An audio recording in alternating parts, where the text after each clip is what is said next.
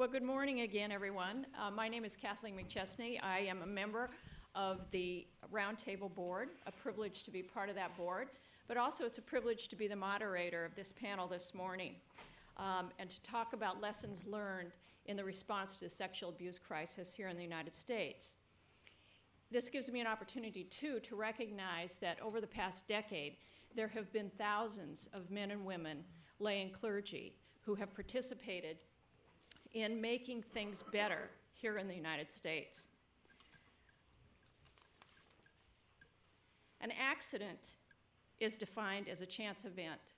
In other words, the way things can happen without any planning, apparent cause, or deliberate intent.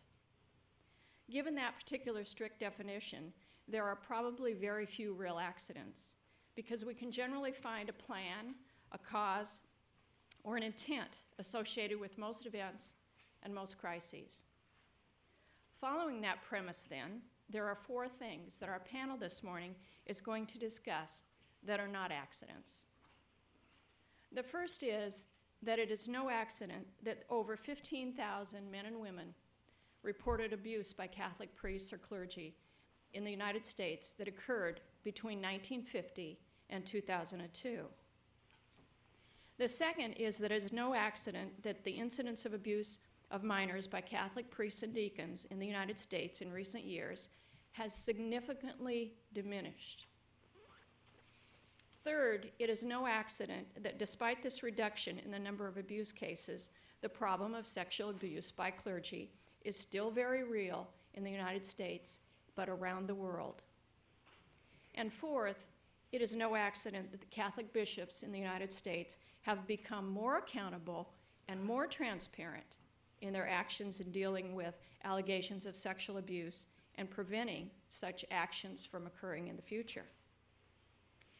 In light of the recent events and allegations of abuse around the world, the Roundtable Board thought it would be very timely at this point to include a panel on this important topic in order to inform and re-inform you of the collaborative efforts made within the Church since 1994 to deal with the crisis of sexual abuse, and also to provoke thought for universal actions for the protection of children. I'd like to introduce our panelists to you and then invite each of them to share some of their insights and experiences with us. Following their remarks, we will invite all of you to ask questions of them. The first panelist, who is coming to us via this great technology, it's kind of like the Wizard of Oz, that thing comes down and we see him, is Bishop Blase Cupich of the Diocese of Rapid City, who is very familiar to many of you. Bishop Cupich was born in Omaha, Nebraska, and ordained to the priesthood in 1975 for the Archdiocese of Omaha, after he completed his theological studies at the Pontifical North American College and Gregorian Universities in Rome. He obtained his doctorate in sacramental theology from the Catholic University of America in 1987. In 1998, Bishop Cupich was ordained and installed as the Bishop of Rapid City, South Dakota, and since 2008, he has served as the chairman of the Committee for the Protection of Children and Young People of the United States Conference of Catholic Bishops. The next panelist who will speak to us is Ms. Diane Knight, who is chair of the National Review Board of the United States Conference of Catholic Bishops for the Protection of Children and Young People. Ms. Knight has been a social worker for 40 years and spent the first 20 of those years working in child protection and child welfare services for the County Department of Social Services in Milwaukee, Wisconsin. She then went to work for Catholic Charities in the Archdiocese of Milwaukee for 16 years, the last 7 serving as its executive director. During those years, she also worked with the diocese in developing policies, practices, and procedures regarding clergy sexual abuse, served on the Archdiocesan Community Advisory Board, and is a member of the Milwaukee Area Review Board, which advises major superiors of religious men on matters relating to sexual abuse of minors, including review and allegation of allegations. Ms. Knight holds a bachelor's degree in social welfare and a master's degree in social work from the University of Milwaukee, Wisconsin. University of Wisconsin in Milwaukee, pardon me. The third panel member is Ms. Teresa Kettelkamp. Teresa is the executive director of the Office of Child and Youth Protection of the Bishops' Conference, and she retired from the Illinois State Police after 29 years, where she was the first woman to attain the rank of colonel. During her career, Ms. Kettelkamp was responsible for the supervision of 28 specially trained agents who conducted statewide investigations involving missing and/or sexually exploited children. Ms. Kettelkamp also headed the State Police Division of Forensic Services, which is the third largest forensic system in the world. In other words, the crime lab. She also headed the State Police Division of Internal Investigations, which was responsible for the investigation of allegations of misconduct within the state police, as well as under the executive branch of government. Ms. Kettelkamp retired from the Illinois State Police to work for the Gavin Group in conducting the first annual compliance audits of the Charter for the Protection of Children and Young People before being named to her current position. Ms. Kettelkamp is a graduate of Quincy College of Quincy, Illinois, where she obtained a degree in political science. Many of you already are familiar with the fact that these three people play very significant roles in the way that the Catholic Church makes better environments, better, safer environments for children in church activities. And so it is my privilege to begin by asking Bishop Cupich, who is coming to us from Rapid City, to speak to us first. Bishop? Thank you very much, Kathleen, and my greetings to all of you. I feel that in many ways this medium that we have of communicating, since I cannot see the audience, and you can see me, that I feel that I'm in the presence of God.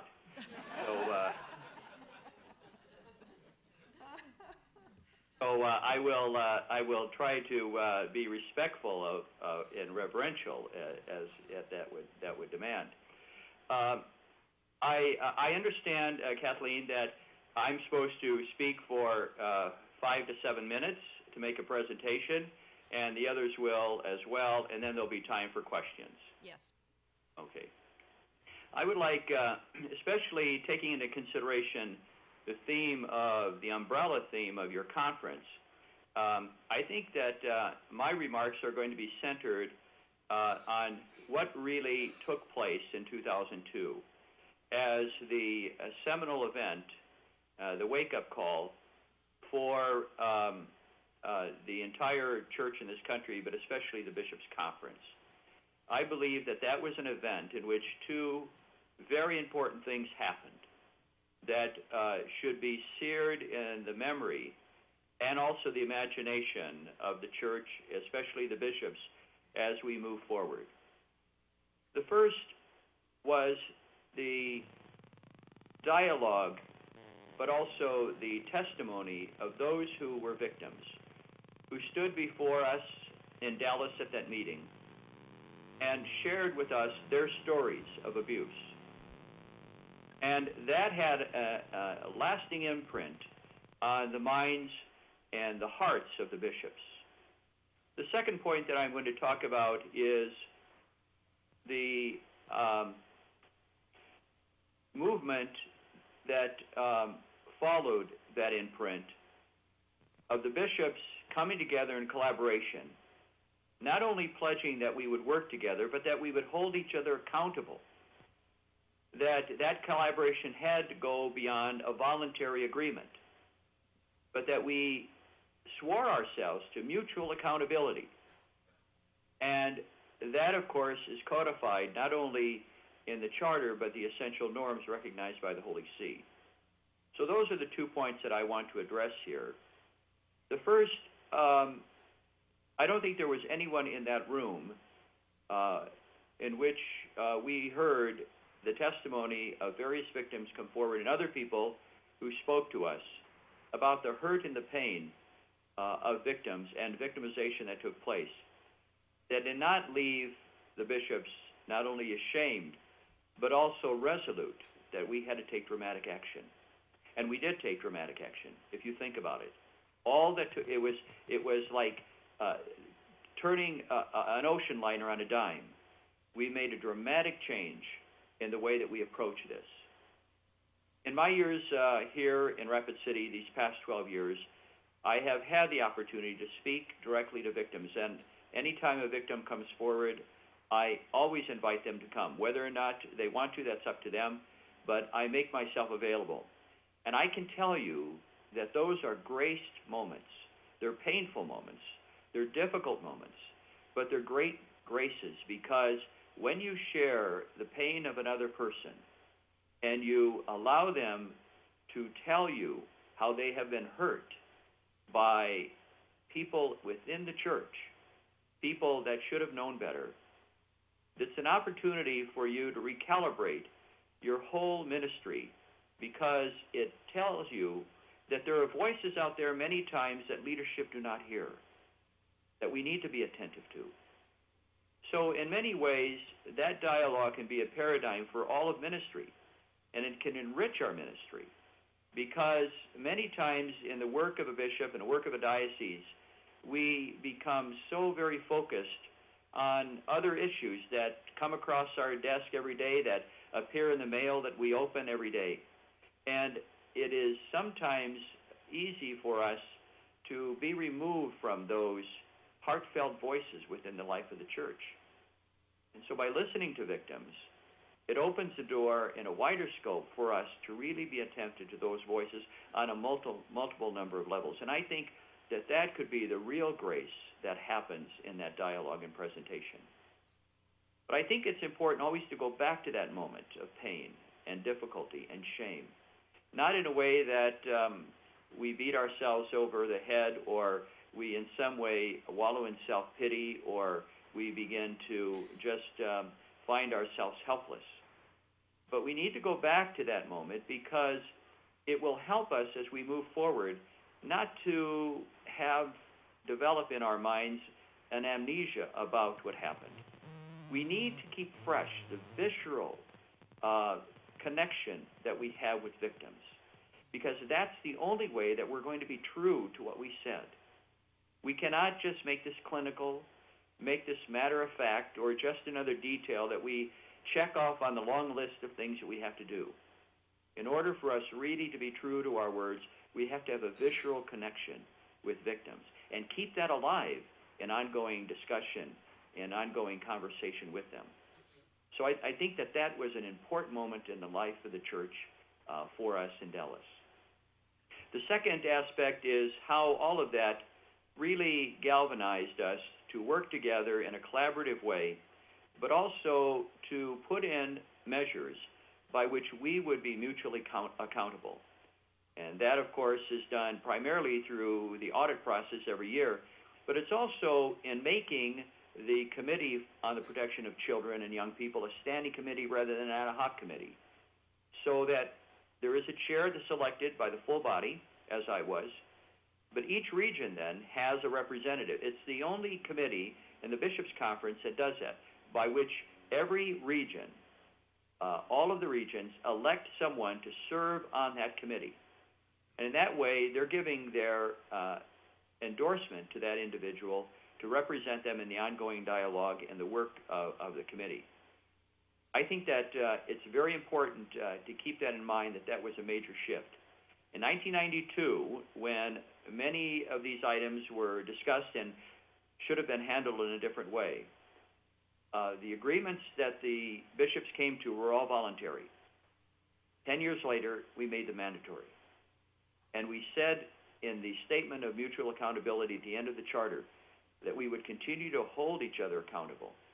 And that, I think, is unlike any other organization that I know of, as vast and as widespread as we are in the United States, that has that kind of mutual commitment. Does it mean it's perfect? No. Does it mean that we don't have any work to do? No. It's ongoing. But at least we have in place a framework in which we are going to hold each other mutually accountable and have the freedom to say that to each other in a very public way through the audit, but also in the way that we discuss these items on our committee and in the full body. So I think that this does not mean that all of the issues and problems are dissipated or gone, not by any stretch of the imagination. But something very dramatic as an event took place in Dallas.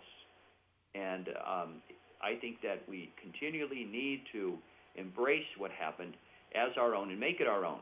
We've had over 100 bishops that have been appointed since 2002. And so veterans like me and others have to keep that on the front burner of the agenda of the conference. And I'm committed to do that, and I know so are my committee members. Those are remarks.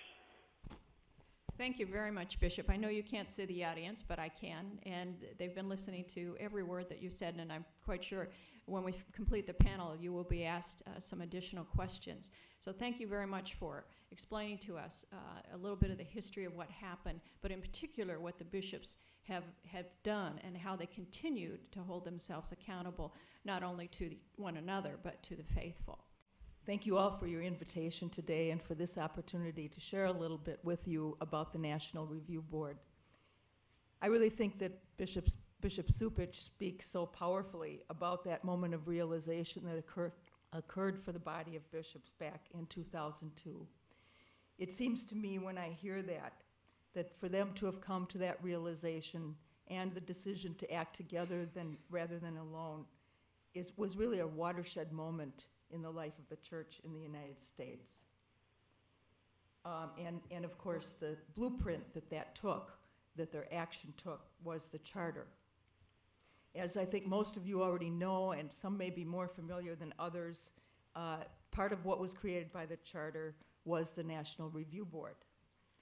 This board was created to bring together the skills and expertise of men and women from across the country who could work together as a body and provide expert advice and consultation to the bishops to collaborate with them in their efforts to respond effectively to the crisis and to protect children and youth from ever again being the victims of such horrific crimes. The functions of the National Review Board as laid out in the charter are the following, and I imagine some of you have some familiarity, but others may not, so I will go through these and hope they're helpful to you. 1, to advise the Committee for the Protection of Children and Young People on matters of child and youth protection, and specifically on the development of policies and practices. To review the work of the Secretariat of Child and Youth Protection and make specific recommendations to the Director, assisting him or her in the development of resources for dioceses and eparchies. To advise the Committee for the Protection of Children and Young People on the annual audit process prescribed in the charter, as Bishop Cupich said, including the audit methodology, scope, and personnel. And there are varying issues that come up that arise year to year in that process. To review and approve prior to publication the annual report that is prepared and produced by the Secretariat, but includes the results of the annual audit and of all of the various efforts of the Church in the United States to implement the various aspects of the Charter and its standards. Excuse me. The board's review report is prepared and made directly to the conference president, again, before it is published. To advise the conference president on future members of the board and future directors of the Secretariat. To oversee the completion of and dissemination of the results of the causes and context study of the sexual abuse crisis. This is a major academic research effort undertaken to fully understand what happened in the past that resulted in this crisis so that we can prevent it from ever happening again. The board's oversight has included periodic assessment of the data and of the preliminary results of the study process as it has unfolded over time. To consult as requested with the conference president, with the Committee for the Protection of Children and Young People, with the Administrative Committee of the Bishops, and with other relevant church authorities and entities on matters relating to the protection of children and young people. To alert and inform appropriate parties of any concerns that emerge from all these responsibilities and that run counter to the spirit of the Charter. And overall, to make appropriate recommendations to prevent sexual abuse of minors by anyone in the church. The size of the board is established at 13 plus the chair. Over the 8 years of its existence, a variety of skill sets and expertise have been represented on the board, including legal, medical, psychological, law enforcement, education, and human services. Members served initially for 3-year terms, and currently that's been revised to 4-year terms because so many of us recognized that by the time we'd completed 3 years, we were really just up to speed enough to really make a contribution. And so that is a recent change, and all of us who currently serve on the board are serving terms of 4 years. The board's current members include 3 judges whose experience includes juvenile and/or family law, a child psychiatrist, 3 clinical psychologists, 3 educators, a communications expert who is a television news anchor, an organizational development professional, and a social worker with child protection background, and that, of course, would be myself. The board carries out its responsibilities, as do most boards, through a committee structure, which includes, as you might anticipate based on the functions that I've discussed, an audit committee, a best practice committee, a communications committee, nominations committee, and a research committee. Really critical to our work right now at this point in time and in the coming months is the anticipated completion of the causes and context study being completed by the John Jay College of Criminal Justice. The research committee has worked hard over many months now to ensure a timely completion of this major work due for completion soon, and is working collaboratively with the communications committee on a plan for effective dissemination of the results of this important work. Overall, the work of the board has been and is to work collaboratively with the bishops, the Bishops' Committee on the Protection of Children and Young People. And we have, over the years, had several joint working groups on key charter-related issues. Ultimately, because we are separate from the established ongoing structures of the church, I believe that our work as a board is critical for the credibility and ongoing accountability of the bishops' efforts to keep the promises they made in the charter, the promises to keep children safe. Thank you again for your interest in this work and your attention this morning, and now I'll turn it over to Teresa. Yes, before I do that, I do want to acknowledge the fine work of the National Review Board, and also to note that one of the original members of the board is here with us today, Dr. Alice Hayes. Raise your hand, Alice, and thank you for all the work that you did setting up that board in 2002. And not with us this morning, but a former member of the National Roundtable Board was Justice Burke from Chicago, Justice Ann Burke, whom many of you know. So with that, I would like to ask Teresa Kettelkamp. Well, good morning, and thank you, Kathleen. And thank you all for having us speak today on this critical church issue. And as an insight, this issue is not going to go away, as a lot of people thought a couple years ago. It's a human problem, and I believe we'll be dealing with it for as long as I am not only in this position, but probably for the rest of the church history, that we will be working on efforts to protect children and reach out to those who've been wounded by various crimes. I want to thank you too, Carrie, for your remarks and for what you've done on behalf of the church. And I agree with what you said with regard that the challenges that we face as church are not for the faint of heart.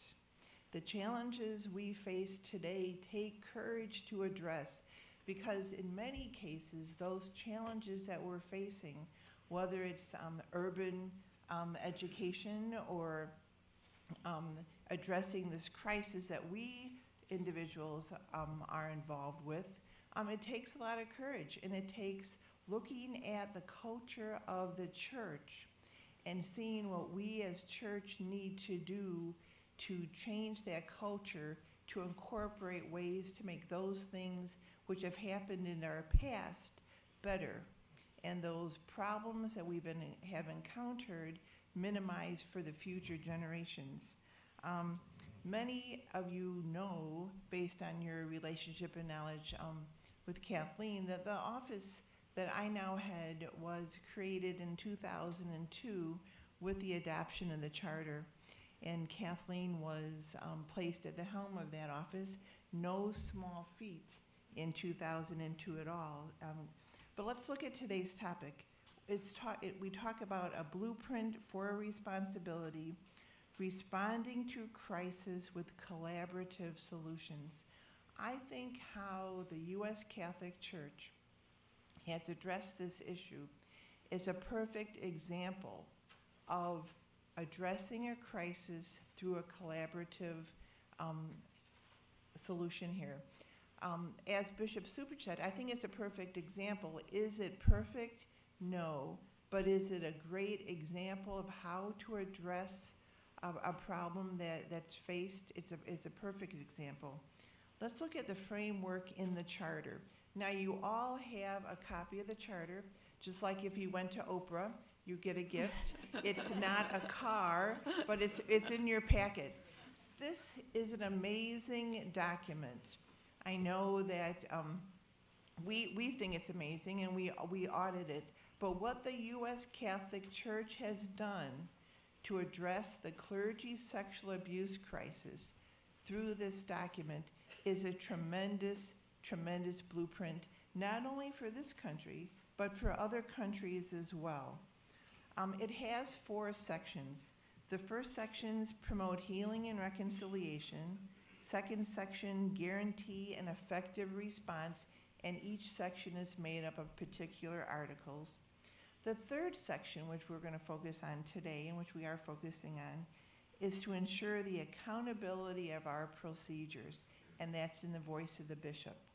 Let me repeat that, to ensure the accountability of our procedures. Within those articles is collaboration and accountability. And the last section of articles talks about the protection of the faithful in the future, and that would be our Safe Environment Program training and our background evaluations and a couple other things. The section that we're highlighting today is, as I mentioned, section 3, to ensure the accountability of our procedures. It's made up of 4 articles, Article 8, 9, 10, and 11, and it goes to the core of your theme for this conference.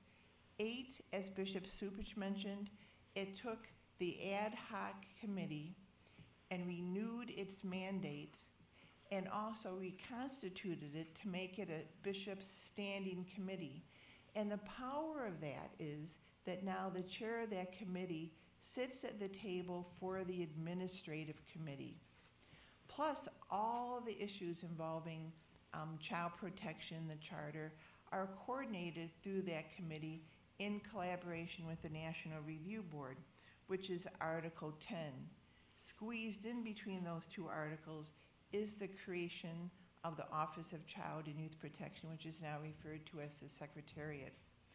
And Article 11 is as critical because as we prepare the annual report of the audits, not only have the bishops held themselves accountable to have external audits done of the diocese to ascertain compliance with the charter, but within the charter itself, I feel like Vanna.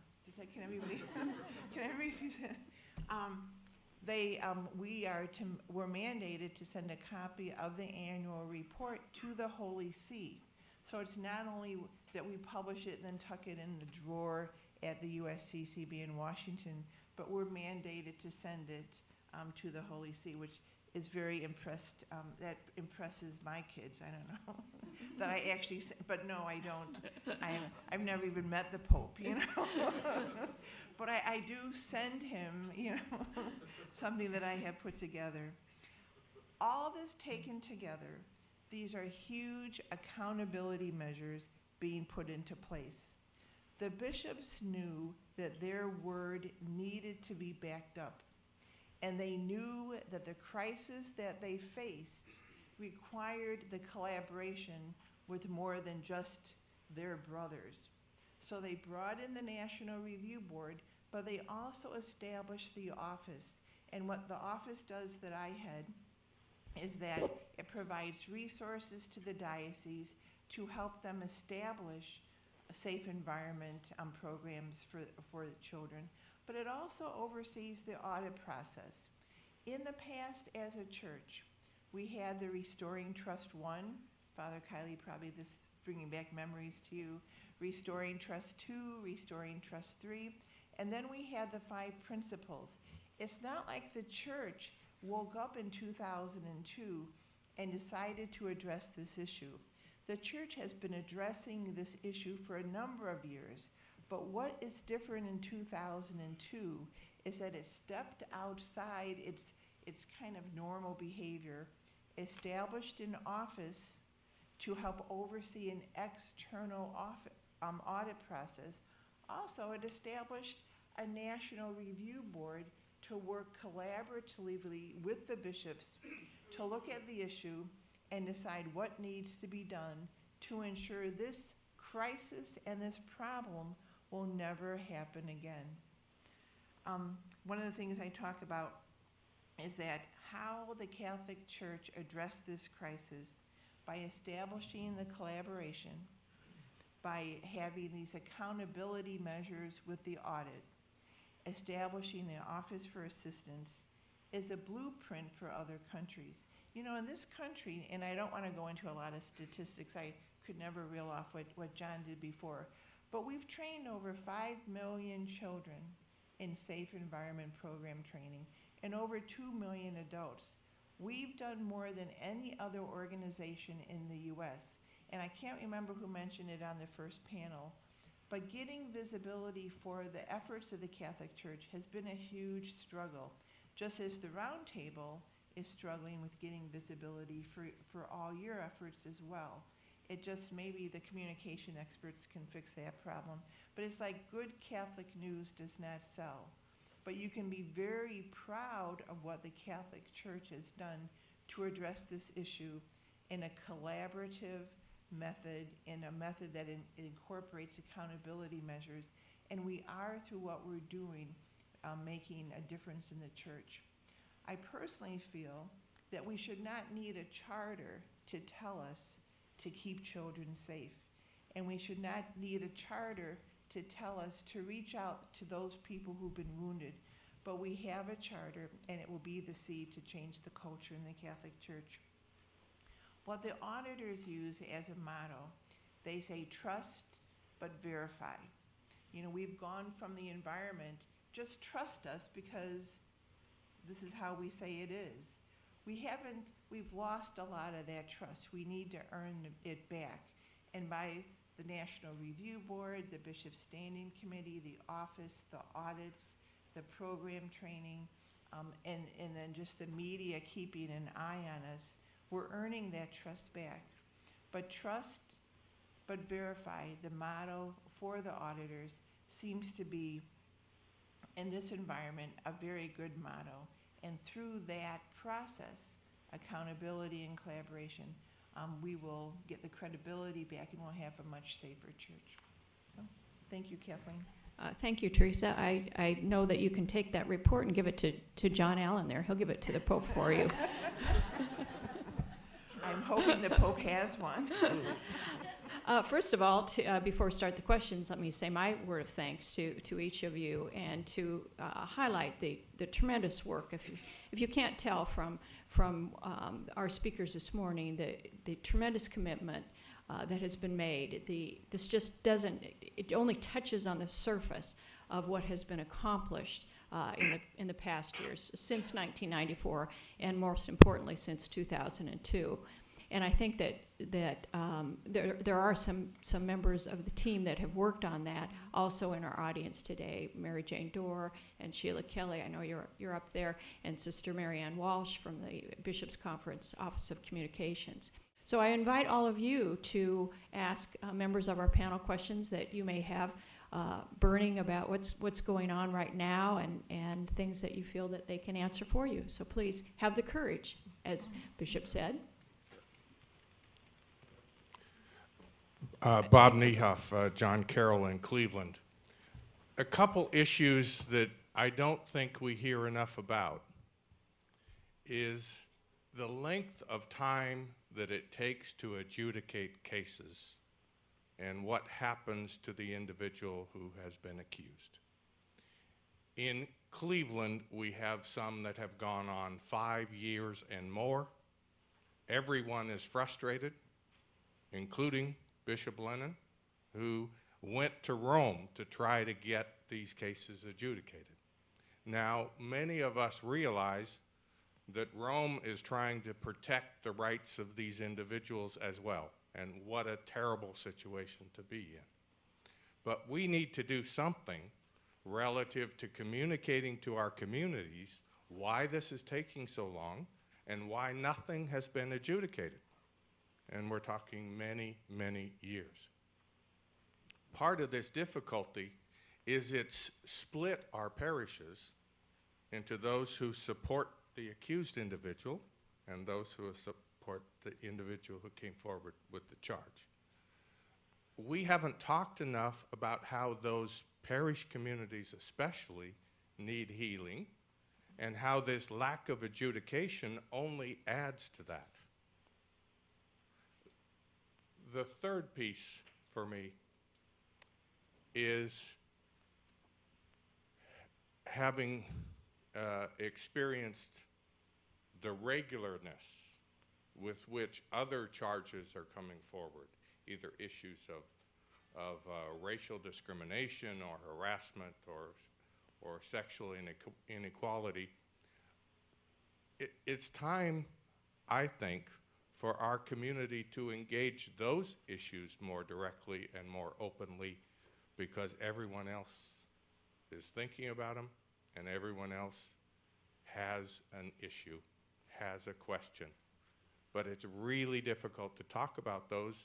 And in the case of a university, after you've adjudicated something, I can't really talk about that. So I really feel for the bishops and for the committees that are trying to make these decisions, but our communities are divided. The individuals, even those against whom allegations have arisen, are clearly not being treated well. We've got to find some way forward. Thank you. Bishop, or would you like to comment on that, on the adjudication aspect? Maybe I can offer some comment on it, though I am confident that my remarks are not going to be satisfactory. I do know that in 2001, when the norms were changed to require bishops to send over cases involving abuse of children, abuse of minors, to the congregation, taking it out of the hands of the other dicasteries, because the problem was, prior to 2001, you had various dicasteries, the Signatura, the Congregation for Clergy and Religious, and Doctrine of the Faith involved in these. So they streamlined it under the Congregation for Doctrine of Faith. That congregation did not have adequate staff right away, and so they were deluged with the cases that were built up over the years, and have done their best to try to move them forward. I can speak from my own experience that in the cases that we had, we needed to provide additional information, and many times the Holy See is caught in a position of asking, of trying to move forward on a case to adjudicate it, but it does not have the complete information that is needed in order for that to happen. So I don't know if in the cases that were mentioned, that kind of lack of information was at the cause, if the congregation is, in fact, continue to be deluged, or what other factors are. But I know in my own case, when we provided the Holy See with all the documentation that was needed in a timely way, and we pursued it, we received responses quite quickly, and we're very pleased with how that happened. I do think that the question puts on me the obligation to pursue a conversation at the level of the Episcopal Conference to see whether or not the bishops feel that is the case, that more needs to be done in moving these cases along. I really believe that maybe we could be of help. But the second layer of the impact this has on communities, we surely can be of assistance to dioceses to look for ways in which parishes can experience healing in this regard as well. We can do something about that. And I would like to tell the questioner that I'm pleased that that question was raised, and I will keep that in mind as we move forward to see how we can best serve the bishops. Very good, thank you. Next question? Alice Hayes, the University of San Diego. First of all, I'd like to thank you for all the work you've done and the progress you've made. And I'd like to ask a question and then make a comment. The question is, have you offered or have you been asked to consult with some of the churches in Ireland and Germany and so on where they are having similar problems? Have you been sharing experiences with them? And then the comment is this, since we're talking about methods of responding to crisis. I remember when we first started on the review board, we were told very carefully by the bishop's legal counsel, remember, you have no legal authority. Remember, you have no canonical authority. You have no administrative authority. Really, the only one who has authority over the bishops is the Pope.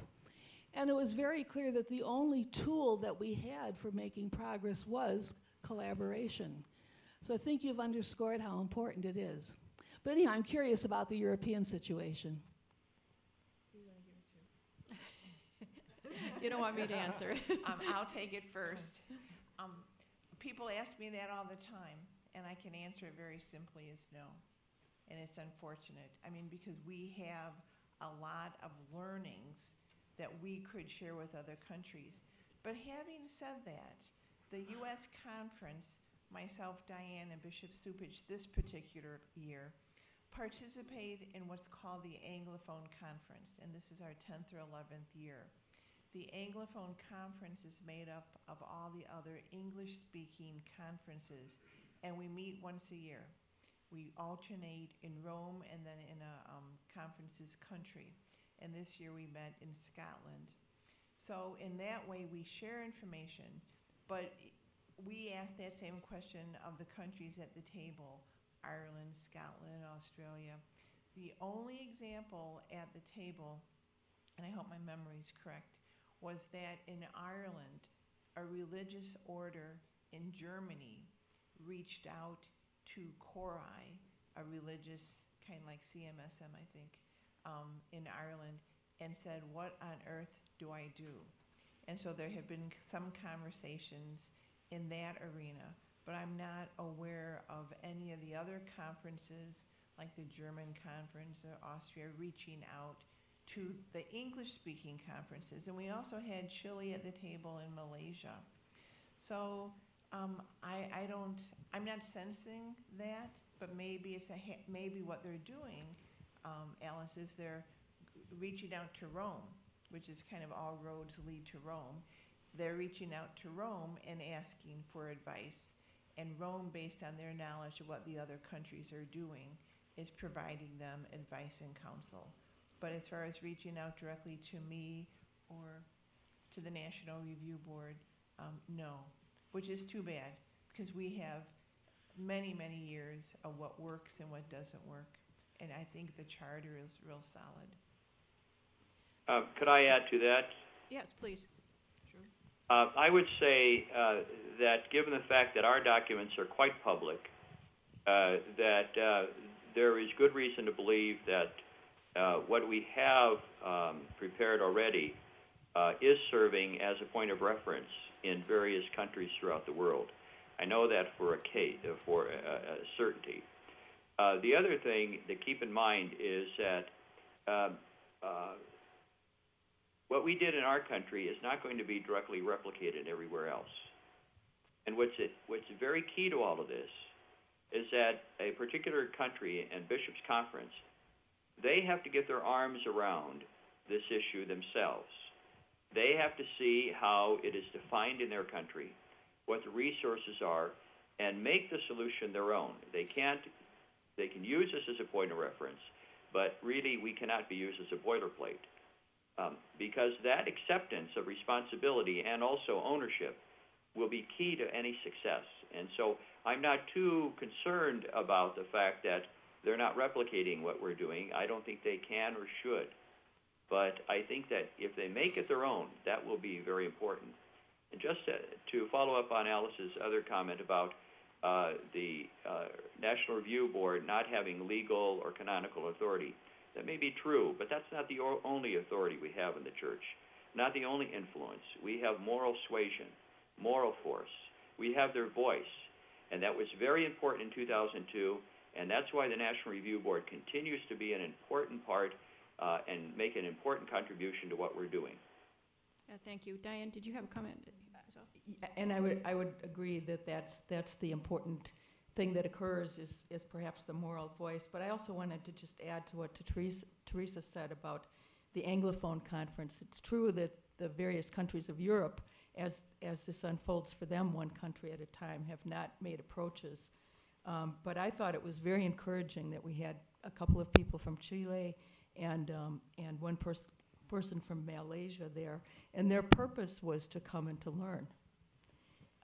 Because they aren't even at a beginning point, is the way they put it. And they are hoping that by coming to this conference and learning what's been done in other countries, that they'll be better prepared for it to unfold when it does unfold. I noticed that just a few days ago, there is a case now that has been referred to the CDF from Chile. It was just in the news in the last few days. And as I read the story, I thought, I wonder about the influence of what the people who were involved in that learned at the Anglophone conference had on the way that unfolded. So I think there's hope. We have time for a few more. I see Father Kiley up there, who was very much part of the process of developing the charter. Was he next?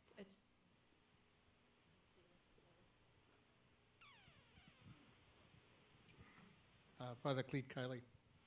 I just wanted to answer the question about checking in with our bishops' conference. I suspect at a formal approach that's been much more discreet, but I can verify that a number of us who had worked on developing the charter or the norms and the various procedures have been consulted, back-channeled by folks from a number of different organizations. The most recent one, Mark Chapko and I met with someone from the representative of the Free Church Association in Germany, very interested in what we had done here. So I think there's a lot of conversation like that going on. If there had been some previous contact or if someone had suggested, oh, maybe you give a call to so-and-so. The other thing I wanted to add about the National Review Board when it was formed, I think one of the, and Bishop Cupich is absolutely right, the moral authority of that review board, that value could not be underestimated in 2002. Because if the bishops, I think, were feeling anything at that moment, was a severe loss of that moral authority. And I think that the initial review board members, at least I remember some of those early meetings, being very, very aware of that. And built into the charter, when you're talking about the accountability pieces, this was very significant. And the committee, as it was drafting the charter, batted this around a bit and wasn't quite sure where to put it, but in the end thought it best to put this with the review board, was the oversight of the two studies on the nature and scope and on the causes and context, knowing that the causes and context is going to open up all kinds of questions. But that unless it was in the hands of the review board, the questions would get fudged before we even got to the answers. So that was the feeling at the time, and I think that's an important thing to hold up in terms of accountability. Thank you, Father. I know we have a question over here. Jeff?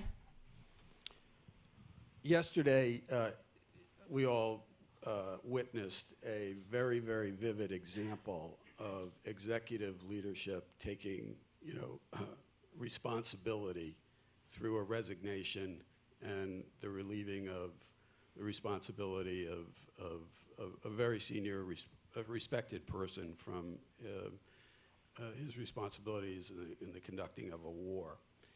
I'm just curious, what have we learned? What do you think we could, from the bishop's perspective, from the board's perspective, on this issue of the bishops really taking responsibility?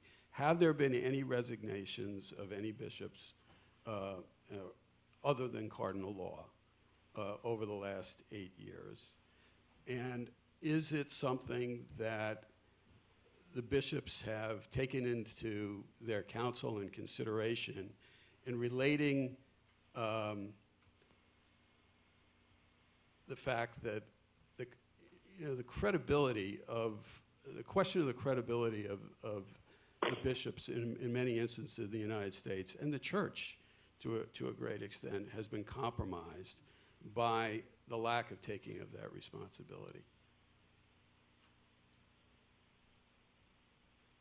Do you want to respond to that, Bishop? Yeah, I guess my point is, could you frame it within an actual question? Well, first, have there been any resignations of any bishops, voluntary resignations by bishops because of their involvement in decisions with relating to their executive responsibility in terms of participating in, moving priests around and things like that? Other than, as you mentioned, cardinal law in this country, I do not believe so, but we've seen them now in other countries in Europe recently, in Ireland, also I think in Germany as well, with regard to those kinds of issues, maybe not only directly related to that, but how they handle their administration. I think more and more that's going to be on the front burner, and there really, if there was wiggle room in the past, that gap surely has closed. I think it's an altogether new concept in the imagination for a bishop to leave his post simply because, or based on a administrative shortcoming in which he made a decision based on the information that he had at that time. I think it's important to keep in mind that many bishops who made terrible decisions did so based on information that they were given by professionals many times, that a person could be returned to ministry. Now, that seems incredible in this day and age, that somebody could be returned. But in fact, that was the currency in that time period. So I think that there are many aspects of this that are not as clear as people would like to make it to be. But I think now we are in a position where having the information that is very clear to us now, that any tolerance for those kinds of mistakes surely has narrowed a great deal. Next question. We have room. We have time for a couple more, I think, and then. This question is probably for Teresa. My name is Jill Braniff. I'm with the Diocese of Shreveport, and we've undergone audits, and we call them either clean audits or pass-fail kind of thing. Have we had any failed audits, and what are we doing to provide resources to those dioceses to bring the audits to a passing rate? We've had no one's actually failed an entire audit. What we're seeing is that record keeping, for the most part, is and I think it goes back to some dioceses felt that this issue, the audits, would have a shelf life of a couple years and go away. So they didn't put the resources that they could have or should have into their record tracking systems. And the auditors are pretty black and white. If you can't prove you've trained children, then it doesn't count, because the bishops are adamant that children will be provided training. It's listed, I think there are maybe 6 dioceses which were found to have some compliance issues, mostly in 12 or 13 background evaluations and safe environment program training. If they remedied their compliance issue by the end of the year, we still put it in the report and we put remedied. Some you just can't remedy. if an allegation comes in, depending how it was interpreted, if the auditors felt it should have been notified to law enforcement right away and it wasn't right away, they put it down as a compliance issue. Because if it involves a minor, it goes to law enforcement right then and there. We don't even do an in-house investigation. So some can't be remedied except as an educational perspective. Every diocese that the office sensed has a problem that needs attention, we offer to go to that diocese. I tell the bishops that Mary Jane goes to the diocese and there's free shipping because it's at no cost to the diocese. Our job is to protect children. The charter is about helping those who have been abused and to protect children. It's not to catch a diocese, catch us if you can. This is not the purpose of the audit. It's to hold the bishops accountable so the promises they said they'd keep, they can prove that they kept them. The numbers are a great piece of evidence to show that they have kept promises. But no, we reach out. Also, Bishop mentioned that the new bishops since 2002, 118. That's a lot of new bishops. Not all heads of diocese, some have been auxiliaries. I send a letter to every single new bishop. I bet he loves to get that letter. But I do, and I just welcome him and say among your many challenges is the charter. I include a copy of the charter, a copy of the annual report, and offer to come to his diocese and talk to anybody about the charter. The presbyterate, their diocesan review board, the people who are involved in implementing the charter, I am happy to do that. So does that answer your question? Okay, thank you. There's a gentleman in the back who's been waving at me who has a question, sir. Can you get that gentleman right there towards the back? Maybe if you stand, he can see you. Hello, my name is Lou. Hello, my name is Lou. I'm interested in finding out, have any profiles been developed to prevent these abuses? The question, if you couldn't hear it, it was a little bit hard to hear, was whether or not any profiles had been developed to prevent these abuses. I'm assuming you mean profiles of those persons who would be likely to offend? Who have offended. Who have offended. Yes.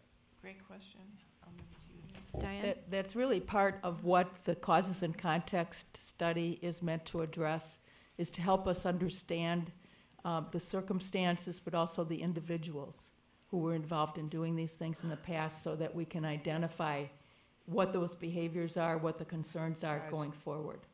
But has anything been developed, a profile to say that possibly this person may have these leanings, or we can't trust them around children? The thing is that the state of psychology and psychological science, it does not have a way to predict this particular behavior. Still, there's no test for this behavior. There are personality characteristics and I would that can be watched. I would push these people to develop some kind of a profile to protect the young. Well, there are a number of psychological screening measurements that seminaries use before they bring in individuals. I'm aware of that. Yeah. I've spent some time in seminary, so I'm aware of what they do. But you still have to push the issue to develop a profile.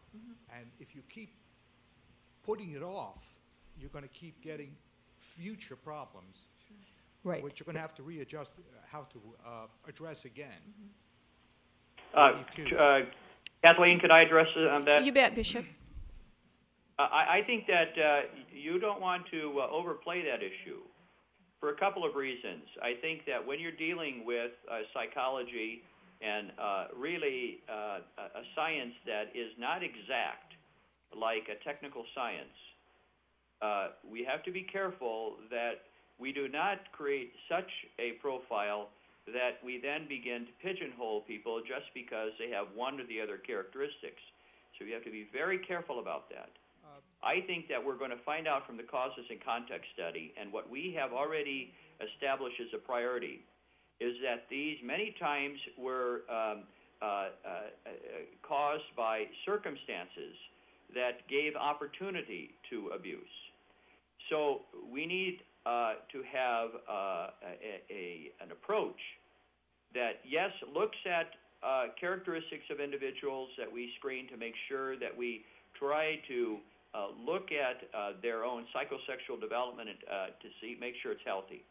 But we also have to create an environment in which, in fact, the likelihood of any abuse or any taking advantage of a child is lessened. And we can do that. We know how to do that. We know how to take preventative measures. The real challenge that we have as a church right now is that we have a bit of charter fatigue, many times in the mind of lay people and parents who don't want to participate in safe environment training programs, who feel as though they know enough about this and they don't want their children to be subject to this education. I think that's a weak link in the future if we do not, as a community, take responsibility among ourselves as a community of believers for creating these safe environments and lessening the opportunities that are there for children to be abused. Well, thank you very much, Bishop, and thank you to all of our panelists for preparing and being here with us this morning, and some of them will be here for you to ask further questions after the session ends.